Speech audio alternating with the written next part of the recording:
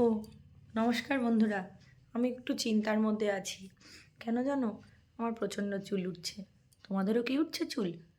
তাহলে চলো তোমাদের সঙ্গে একটা টিপস শেয়ার করি। নমস্কার বন্ধুরা, আমি চলে এসেছি শ্রেয়া লাইফস্টাইলে তোমাদের কাছে একটা ভিডিও নিয়ে। তোমরা নিশ্চয়ই বুঝতে পারছো আমি তোমাদের কাছে কী ভিডিও নিয়ে এসেছি। আমি আজকে তোমাদের কাছে একটুই চুল উঠছে, দেখতেই পাচ্ছ কেমন হয়ে গেছে, ঝোড়ো কাকের মতন অবস্থা।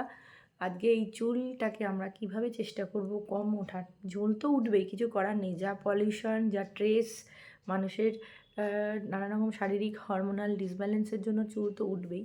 কিন্তু চেষ্টা করতে হবে আমাদের কিভাবে চুলটাকে আমরা কম যাতে ওঠে কীভাবে মেনটেন করব। তাই তোমাদের সঙ্গে চলে এসেছি আবার একটা ভিডিও নিয়ে। তাহলে চলো আমরা ছোট ছোট কিছু টিপস চেষ্টা করব, আমি যেগুলো নিজে ব্যবহার করি যেগুলো সেগুলোই তোমাদের সঙ্গে তুলে ধরবো।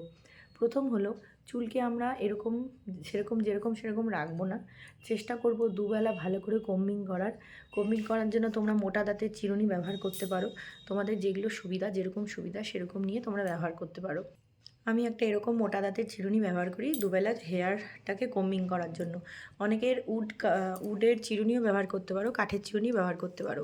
তাহলে চলো আস্তে আস্তে করে কম্বিংটা করে নিই। এরকম মোটা দাঁতের চিরুনি নিয়ে আমাদের প্রথমে চুলটাকে দুভাগ করে নিতে হবে। দুভাগ করে ভালো করে আঁচড়াতে হবে, যতটা আলতো হাতে আঁচড়ানো যায়। জোরে জোরে তোমরা আঁচড়াবে না, কেন আমাদের চুলের গোড়াগুলো খুব নরম হয়। জোরে জোরে আঁচড়ালে সেগুলো কী হবে, ভেঙে যাবে, ভেঙে চুল এমনি উঠছে তার মধ্যে আরও ওঠা শুরু হবে। তাহলে খুব সাবধানে আমরা চুলটাকে আঁচড়াবো। আঁচড়ে ভালো করে বেঁধেও রাখতে পারো, অনেকে খোলা রেখে অভ্যস্ত তারা খোলাও রাখতে পারো, কিন্তু বেশি খোলা রাখলে চুলের গোড়া কিন্তু ফেটে যেতে পারে। তাহলে আজকের ভিডিওটা তোমাদের কেমন লাগলো? আশা করি ভালো লেগেছে। আমার ভিডিও কেমন লাগছে তোমরা অবশ্যই কমেন্টে জানাবে। ভালো লাগলে লাইক কমেন্ট শেয়ার করে আমার চ্যানেলটা সাবস্ক্রাইব করে আমার পাশে থেকো। টাটা, ভালো থেকো, সুস্থ থেকো।